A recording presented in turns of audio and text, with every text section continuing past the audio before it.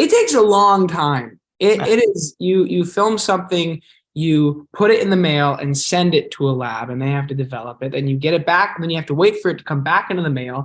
And then when you do, to just cut it and find which frames you do, you have to look it up and find each individual frame, make a cut, put it together and glue it together and wait for that to dry. And then you do another one. And it's this really laborious process that makes you appreciate the craft of filmmaking, and especially back then. And you develop the sense of pride of knowing that you're good at something that nobody else even knows how to do. And if Steven felt that way at 6, 7 years old when he first started making movies, no wonder he is where he is now.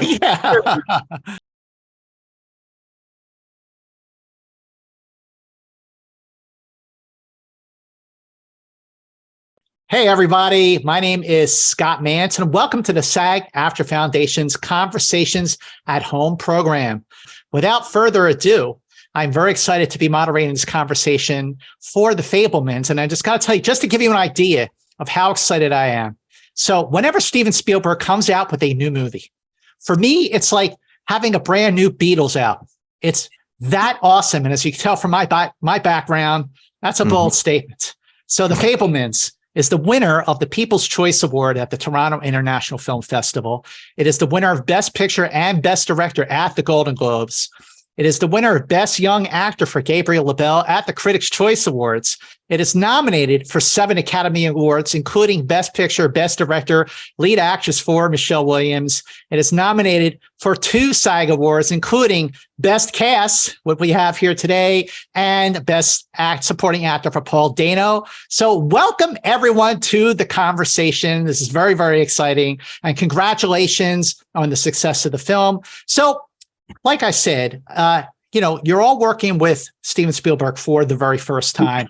And I want to start with you, Gabriel. So we have Gabriel LaBelle on the conversation here, Michelle Williams, and Paul Dano. And Gabriel, look, your audition, what was that like? Especially when you found out that you were basically playing Steven Spielberg in a movie directed and written by Steven Spielberg. I remember it was in March of 2021. I had an audition for an untitled Amblin film, and Steven produces like an octopus. He just has tentacles and so many things. So I just didn't assume anything, and 2 scenes, I send it out there. I tape it with my dad, and I'm calling a few days later to hear if we've heard any feedback. And I'm hearing so we've been asking about it, no feedback yet, but we're pretty sure that Steven is directing this one. I'm like, oh, yeah, and I think it's about his life. I would love to watch that movie. Holy smokes! And then that character was a young him, and so then I keep calling back, hearing any feedback, and you hear nothing. And for 3 months goes by, and you hear nothing, and you assume you don't get it, like most other auditions. And then in late May, they just randomly reach out and they want to call back with Cindy Tolan over Zoom, and here's a new script. And by now I know what it's for, so I do a little research on his life and to kind of key into why the character would be saying those things at the audition. And then I do that, and then the next day I hear Steven Spielberg would like to meet with you now. And then I have a new scene, and I Zoom with Steven and my laptop, and I stack a bunch of books up on my dining room table, have my laptop for the meeting, and I have a tripod on my phone and film myself separately. And I remember it going really well. And then the next day they tell me I get it. And then a week after that, I get the script. And 5 weeks after that, I'm in LA shooting.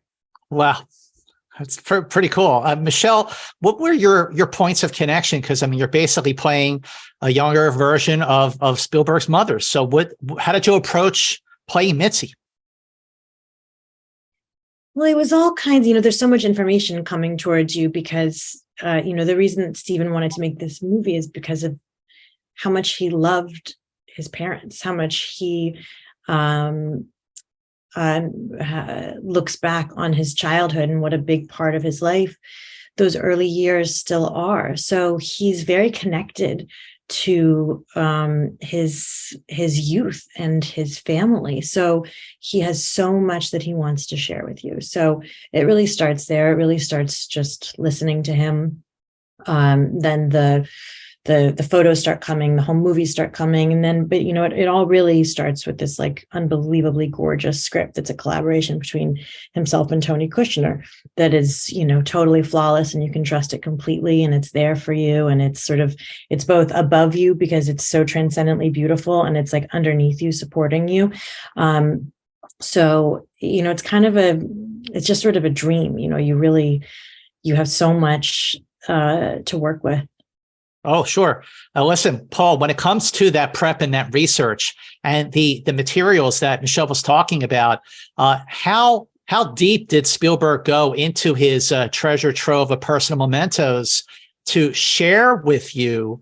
And what was it that really just kind of knocked your socks off and went, sort of made it hit you that like, okay, this is a really big deal. I'm playing his father on his life. And what helped you grasp the performance? Yeah. So in our very first conversation happened about 8 months after his father had passed. Mm-hmm. And so I think pretty much right from the get-go, it sort of hit me that,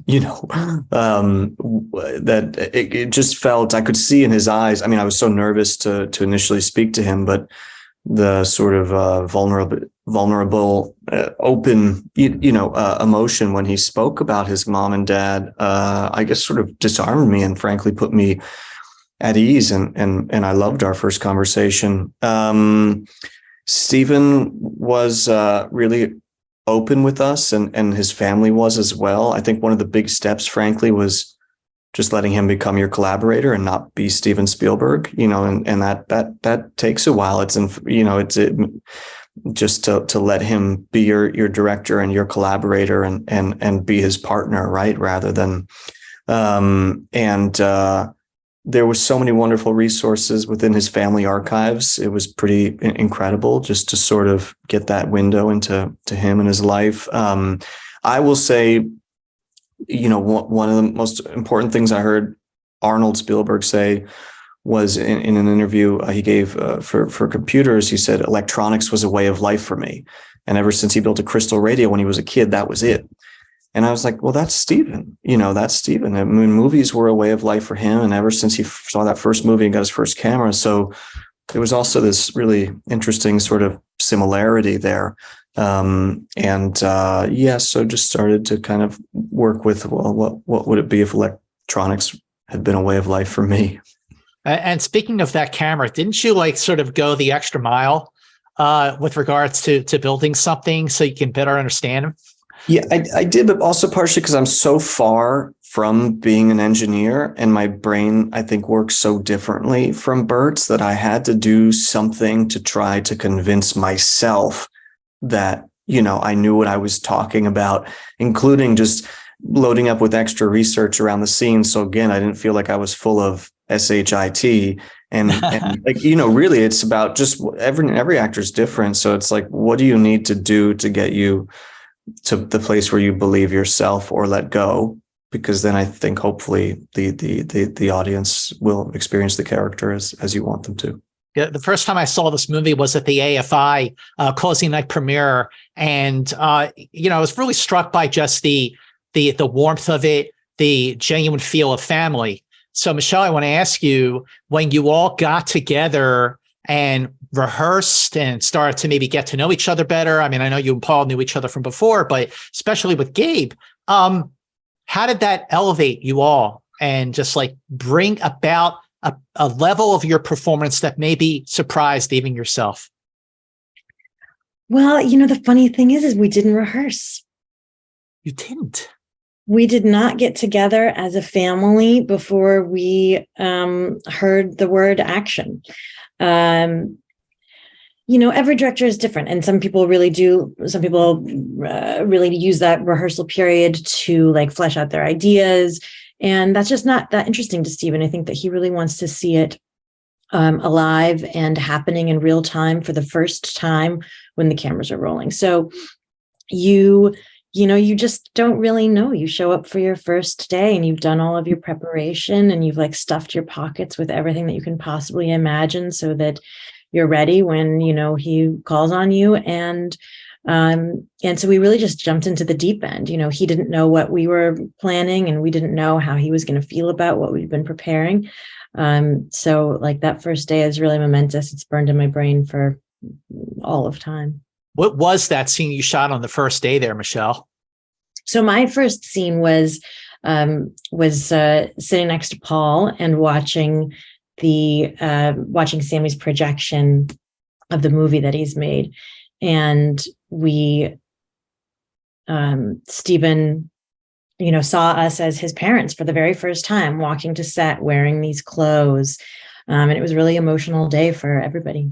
So okay, you filmed that first scene and many other scenes, emotional scenes.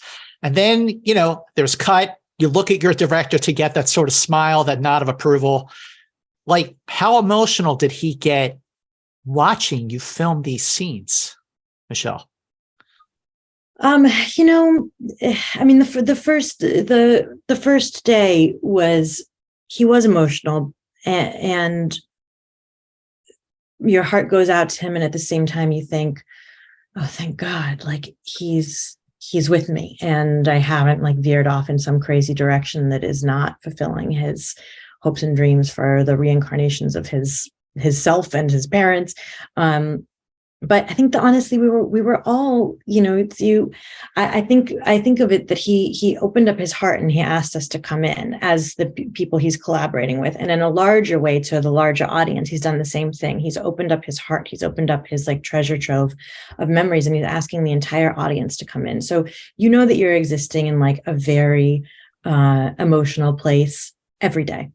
Oh, for sure. Absolutely. I mean, the emotion, I have to say that even, again, watching it for the fifth time, I still got very emotional watching the movie because among other things, you just see how much of that family dynamic goes back to like E.T.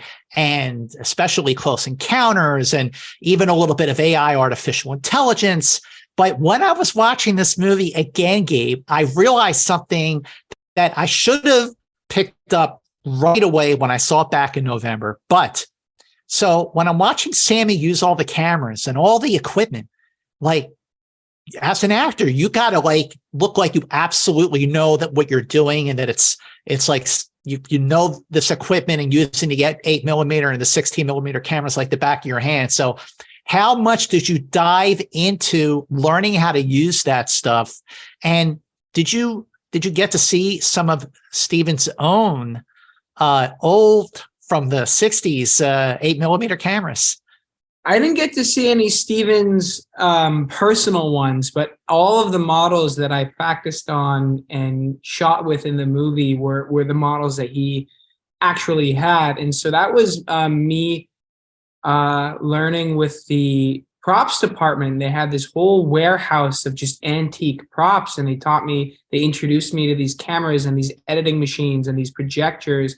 And I just had to, just practice over and over and over again as much as I could throughout the day, because you realize that the film itself is incredibly brittle, and if you irk it the wrong way, it snaps, and then your movie is ruined. And so it was just a matter of making sure your fingers knew where to go and in a convenient and quick way. And it's also learning how to edit on real film. It gives you this perspective of, it takes a long time. It is, you film something, you put it in the mail and send it to a lab and they have to develop it, and you get it back, and then you have to wait for it to come back into the mail.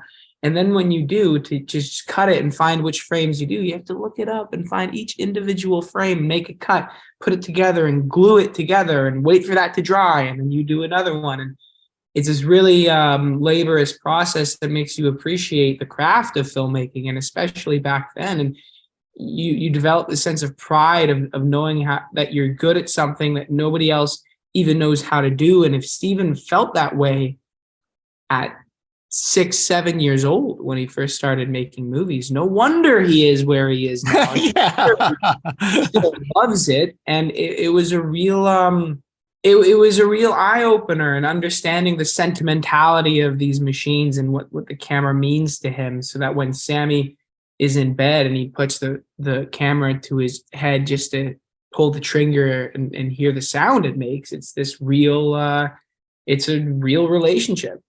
So when you were using these 8mm cameras, was there real film in there? And did some of that film make it into the movie that we saw? No.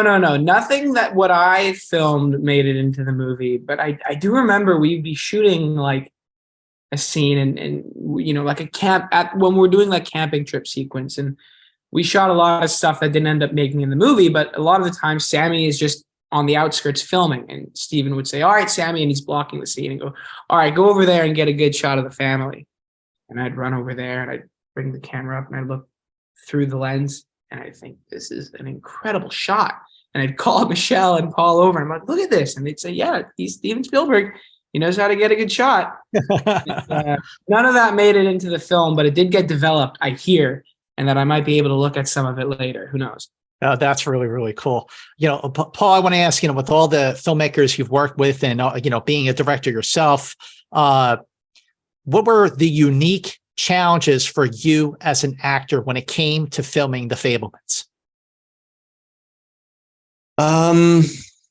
There are, you know, challenges and I guess joys ultimately, you know, basically every day, and every day felt like a big day on this film. I'm almost sure. I don't know that there were many days that were just show up to work days. So I would say, you know, look, the initial release into it, like I mentioned, and I suppose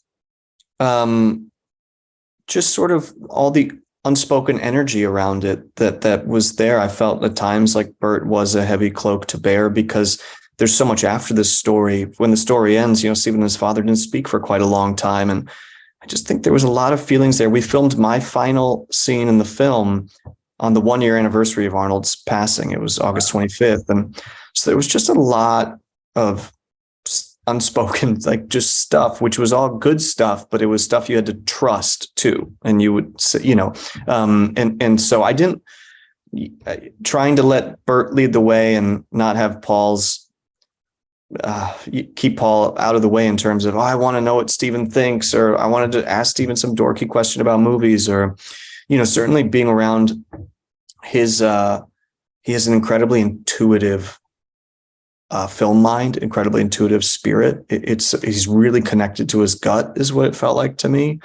And I know he used to plan and storyboard stuff, but now he likes to work fast.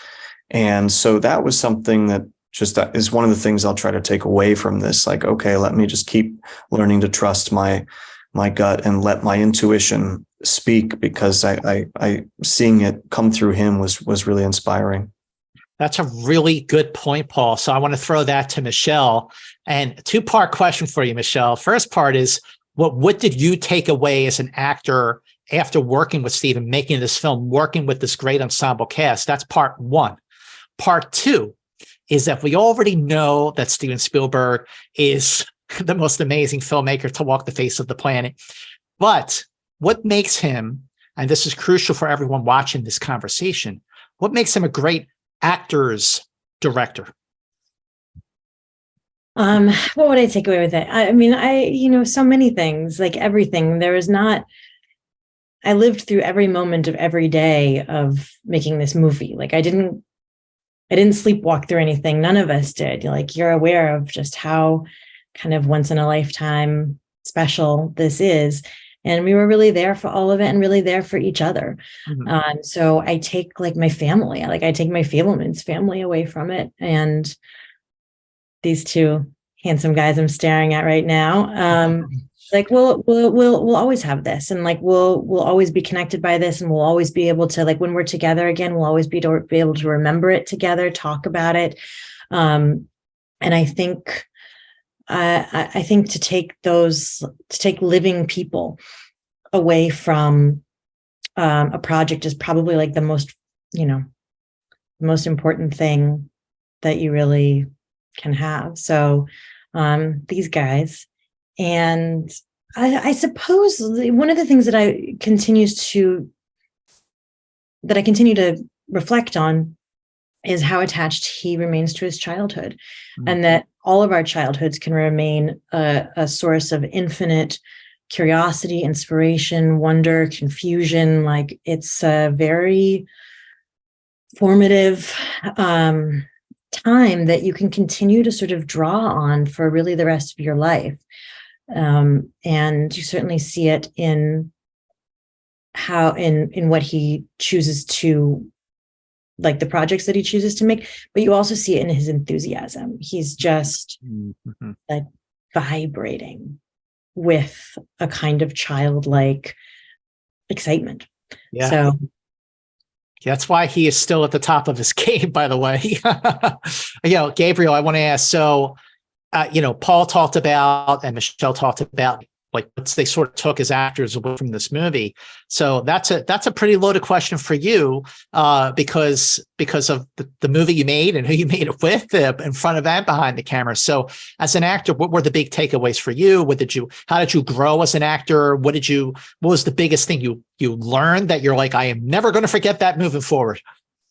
Man, there's so much. I think one of the biggest things I took away was my my stress management. I think nobody anticipated how stressful something like that could actually be for months on end, for long days. And you drink a lot of caffeine and you go home and you might not have gotten a great sleep that night, but you have to have the same amount of energy as you did the week before, and it piles on. And especially being next to Paul and Michelle, I try to do my best to keep up with them, but these guys are professional athletes. You can't sprint a marathon. And I think I don't know, I think just being inspired so much to really try to do the best work you can do, but then also give yourself time to rest, to not work so hard over the weekends, because then you won't have the energy over the week. And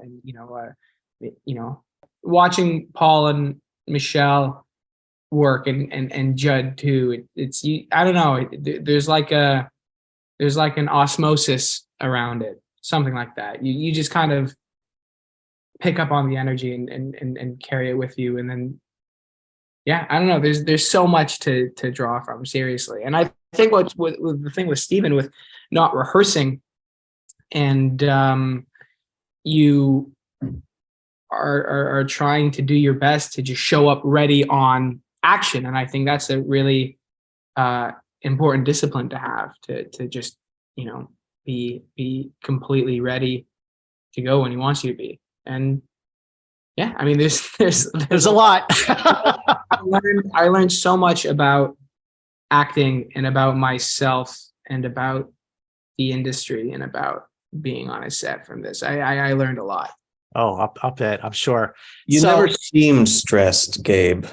I was always very impressed by how self-possessed and ready to rock you were. Well, I want to ask, as I mentioned, this is an ensemble. This is an acting ensemble. This is a family dynamic. And I think one of the things that fifth viewing that I just did the other day really came in handy when it came up with these questions, because I thought about the Fabelmans sisters, played by Keely Carstens, Julia Butters, and Sophia Copera. I hope I got her name right. So, Paul, I want to ask, what was it like working with, the Fabelman daughters?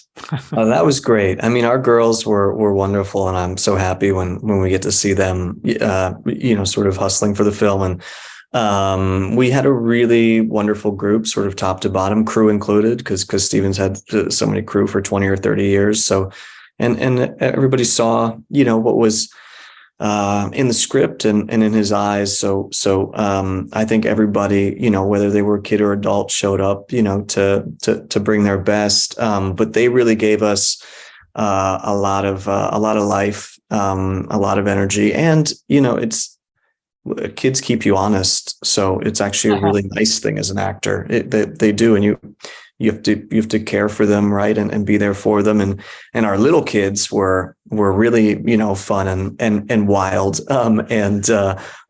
We had some we had some really good days. But I think one of the things you're looking for as an actor are happy accidents to happen, on camera. And I think our kids certainly help us get there. Also part of that dynamic, Michelle, is Seth Rogen. So I wonder if you could talk about this. And this is a really different role for him, even though you did work with him before. So what was that like? And how does that sort of dynamic, when you've already worked with an actor, especially on something where they're not generally known for that kind of a performance, to do another role like this, where it's sort of out of the box for him? Like, how did that work for you as well? We did a movie about 10 years ago where we were married. So we're looking for another role together 10 years from now and revisit the relationship. I think it's just, it's really great. When you've worked with people before, you have a kind of comfort level.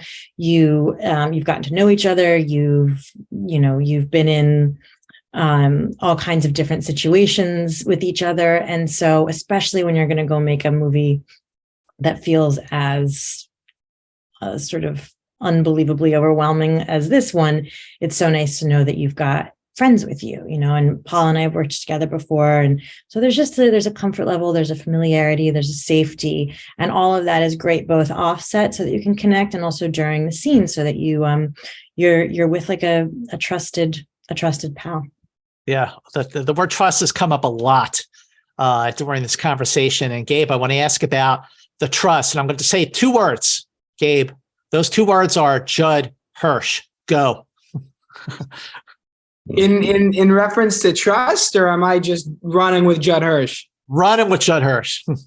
I remember the first time I met him was on set. We weren't shooting that scene, but we were shooting his going away scene. And I wanted to, we were just in base camp around the trailers about to get dressed. And I wanted to introduce myself to him before the day started. And I see him and he's wearing like these camo pattern joggers and this like white t-shirt with a v-neck. And it was just so strange and funny to see this 86-year-old man wearing that.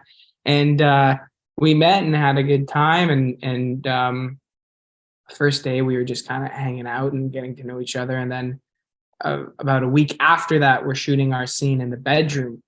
And he is a unit. He has so much energy on set, and watching him and Steven collaborate was really something incredible, because he would go to Steven and he'd say, Steven, I have an idea. And then he would get through like the whole monologue, and then like 5 minutes in, and then like a minute into it, he'd get to this one line, and then he'd be like, so for that line, and they're like, their faces are like right away from each other. And Steven would be like, oh yeah. I like that.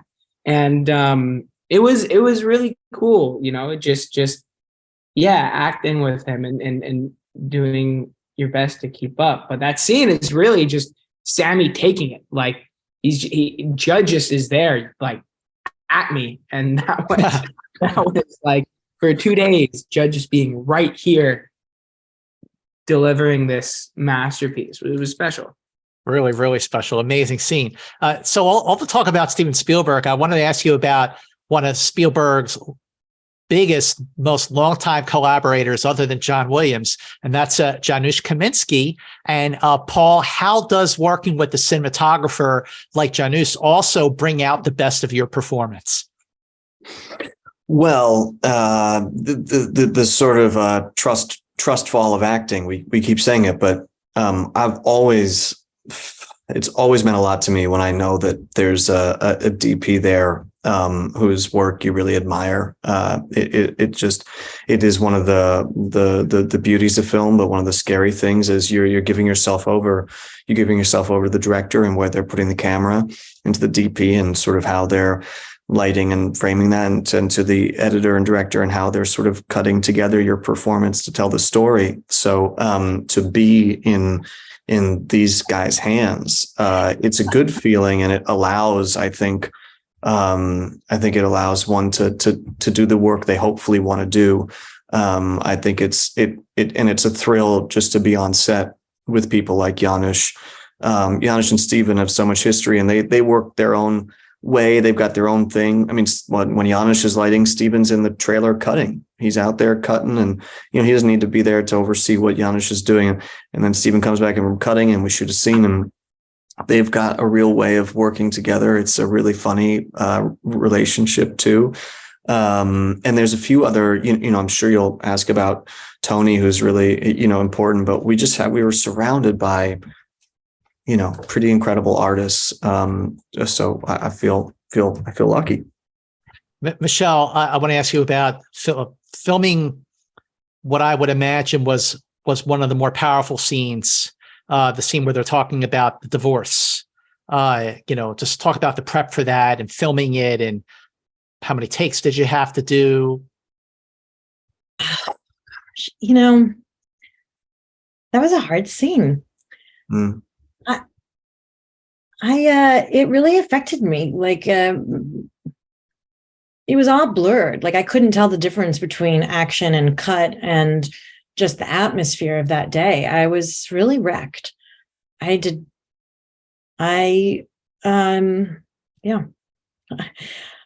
It's almost like a little bit hard to talk about, because it really undid me. Mm-hmm, mm-hmm. And I think it just probably speaks to how much as I said earlier, like, I love these people. Like, I love these performers. I love these characters. I love these actors. I love these people. And I didn't want to hurt any of them. And it was, and I just couldn't quite separate. Like, I didn't have like healthy separation that day. Well, the movie had its world premiere at the Toronto International Film Festival back in September, where it won the People's Choice Award, the top prize. And that night, wow, that was really special. It's the first time Steven Spielberg ever had a movie at a film festival, which was hard to believe. But, Gabe, what was that night like for you? Like, to just be there and first film festival, world premiere of Fabelmans. What was that like? So I hadn't seen the movie yet. The cast had the opportunity to watch it in the summer, but I was in Nebraska over the summer, so I couldn't do it. And then September comes along, and we do a day of press before watching it. And you're talking about it, and it's exciting. But then the day leading up to watching it, I remember like people say good things, but you've also given compliments to people you don't actually believe. And so there's the notion of like, how am I going to survive this? And so the whole day, I remember I was just kind of like meditating and being as present as possible and breathing. And like a few hours leading up to the actual premiere, as we're getting dressed, I'm telling my parents, like, you can't talk to me about it. Like, just, let's just have it be. And then the movie plays, and I sigh with relief. And what's helpful is that the movie's like really, you have amazing people working on this film, and it's really good, and I'm proud of it, and I felt really special to be a part of it. And then the audience just roared, and that was weird. I didn't know any, we just got this reception that was so crazy positive, and like Paul, Michelle, and Seth all turned to me and they're like, that doesn't happen. And yeah, it was a really special night, especially being with all these guys in suits, and it was cool. All right, last question, speed round. Paul, the first Steven Spielberg movie you ever saw, and your favorite Steven Spielberg movie. So I'm sure I'd seen one before this, because I probably had seen Hook. Like, I'm not sure, but I have a really great memory, which is the lines were going to be so big down the street in our town in Connecticut for Jurassic Park that my mom took me out of school early that Friday so I could go catch a matinee, because it was such a cultural event. We didn't want to miss out on it and wanted to have good enough seats. So it's the only movie I ever got to skip school for, is Jurassic Park. And so that was pretty cool. And I think that's a pretty incredible movie still. I love Jurassic Park. There's too many, honestly, we got to go to this John Williams retrospective with John and Steven. There were too many wonderful films. How do you choose, right? Many wonderful films. It was incredible. I mean, people were weeping from a 2-minute clip of E.T. because of the music and the kids. And so, I mean, it's hard to, and that's part of the what's incredible is that the entire body of work. So one day I can watch something more fun, and one day I can watch something,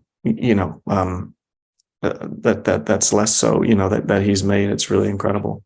All right, Michelle, yours first and best.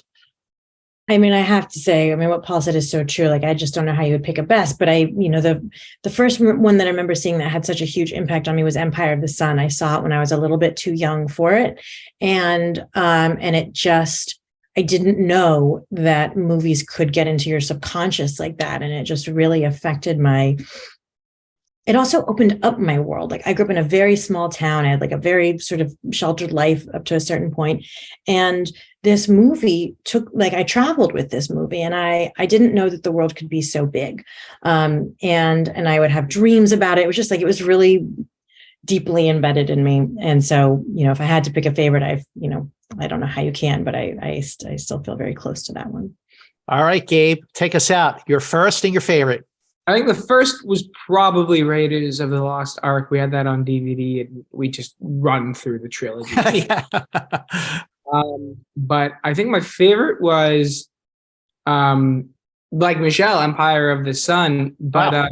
I think, but a few weeks ago, we were in the UK, and in the hotel room, I caught Schindler's List on the BBC, and I had seen that in high school for history class, but because it's 3.5 hours long, it's through 3 different classes, and so you broke up. But watching it in one sitting really, it hit me in a way that a film hasn't done before, and I think it's probably. I wouldn't say it's my favorite because it's kind of excruciating, but I think it's his best made film. Okay. Yeah. My first was Jaws. I was 7 years old. I don't know what my parents were thinking, but I am still afraid to go into the water. Like, what were my parents thinking? My favorite, though, is a movie that I feel like gets sort of overlooked a little. Is that Close Encounters of the Third Kind is the movie that has stayed with me. And you talk about, Michelle, a movie that has stayed with you. That's the one that stayed with me. And again, just sort of tying some of the dynamic with the family from Close Encounters to the Fabelmans has only made me love both of those movies more. I want to thank all of you for a SAG conversation where the horizon was always at the top, always interesting. Thank you all so very much for this. Thank you, everyone, for watching. And we'll see you next time. And thanks for watching this conversation. Thanks, Scott. Thank you, Scott. Much.